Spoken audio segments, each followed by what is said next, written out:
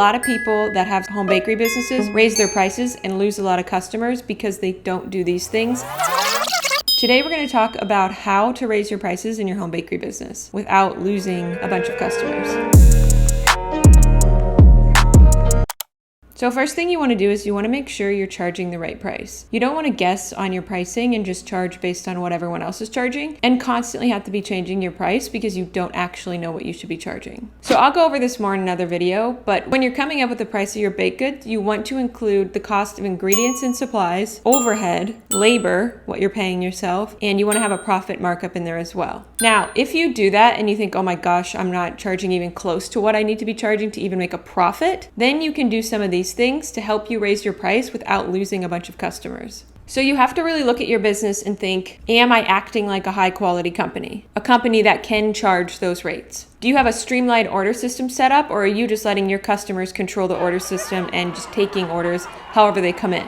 Are you offering high quality customer service? Or are you late to reply, sending messages with spelling errors in them, and being rude to your customers? Everything about your business will contribute to your brand. Also, what does your ordering system look like? Like when a customer places an order, are they like on a wild goose chase to figure out when they're going to get their order? Is it going to be delivered? Do they have to pick it up? And they have a bunch of questions for you? Or is it a streamlined order process where they know exactly what's going to happen from the moment they order to the moment they get the baked goods? Now, this is a big one and can really make or break your brand. But if you have really low quality, blurry, messy, cluttered photos, this can kind of make it seem like you're not very professional with your business. And it's a business that's not going to be charging that much. Like if you make it look too homemade, then it's going to seem like, oh, they're not going to charge much. This is going to be somewhere where I can get cheap baked goods. But if you want people to take your business seriously, try to make your photos look as professional as possible.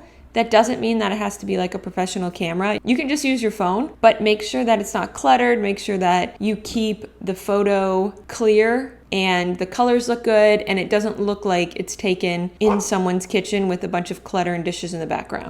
Because if you do this, if you raise your prices but have a low quality looking brand, you are going to get a lot of customers that complain about pricing because they're going to see your brand, they're going to see your website, your photos, and think these macarons or whatever you're making look like they would be $1, $2. So you're going to be attracting customers that want to pay lower prices instead of having a higher quality, more professional brand that looks like it's going to be expensive. So you're not going to be getting the people that are complaining about the price. So if you need more help with this, go to the link in the description. I have a program called the Home Bakery Blueprint where you work with me for 12 months to grow your home bakery business. Okay, love you, bye.